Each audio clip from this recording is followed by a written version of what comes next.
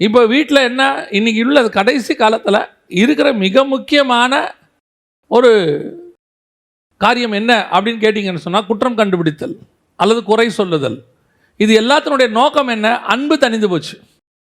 ஒரு முறை ஒரு இடத்துக்கு பிரயாணப்பட்டுக்கிட்டே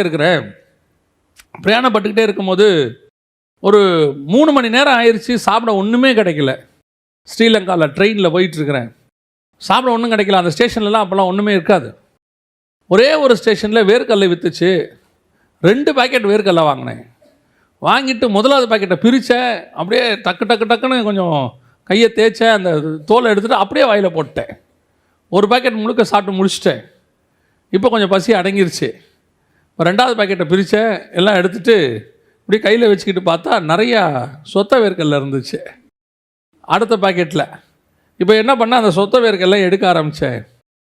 அப்போ ஆவியானவர் ஒரு கேள்வி எனக்குள்ளே கேட்டார். ஏன் இதை நீ முதல் பாக்கெட்டில் பார்க்கலன்னு கேட்டார். ஏன் நீ இதை முதல் பாக்கெட்டில் பார்க்கல? அப்போது எனக்கு புரியல. அப்போ தான் எனக்கு ஒரு காரியத்தை உணர்த்தினார் ஆவியானவர். நீ பசியாக இருக்கும்போது உங்கள்கிட்ட பக்கத்தில் இருக்கிற எதிரோடைய குறையும் உனக்கு தெரியவே தெரியாது. எப்போ நீ பசி முடிஞ்சிருச்சோ அப்போ அடுத்தவங்களை பற்றின குறை உனக்கு தெரிய ஆரம்பிக்கும். அதில் உள்ள குறை உனக்கு தெரிய ஆரம்பிக்குது. இந்த தாட் வந்த பிறகு தான் பல விஷயங்களை யோசிக்க ஆரம்பித்தேன் நான். இது நிறைய காரியத்துக்கு பொருந்தும். நீங்கள் தேவன் மேலே அன்பாக இருந்தால் மனுஷன் மேலே இருக்கிற குறை உங்களுக்கு தெரியாது. நீங்கள் வசனத்தில் தாகமாக இருந்தால் மற்றவங்களை பற்றின குறை உங்களுக்கு தெரியாது. உங்கள் ஊழியத்தில் நீங்கள் பிஸியாக இருந்தால் மற்ற ஊழியத்தில் இருக்கிற குறை உங்களுக்கு தெரியாது.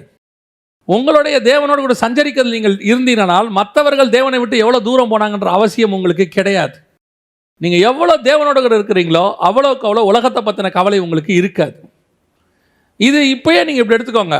நீங்கள் எவ்வளோக்கு எவ்வளோ உங்களுடைய கணவன் மேலேயோ மனைவி மேலேயோ பிள்ளைகள் மேலேயோ அன்பாக இருக்கிறீர்களானால் அவர்களை பற்றின குறை உங்களுக்கு தெரியாது.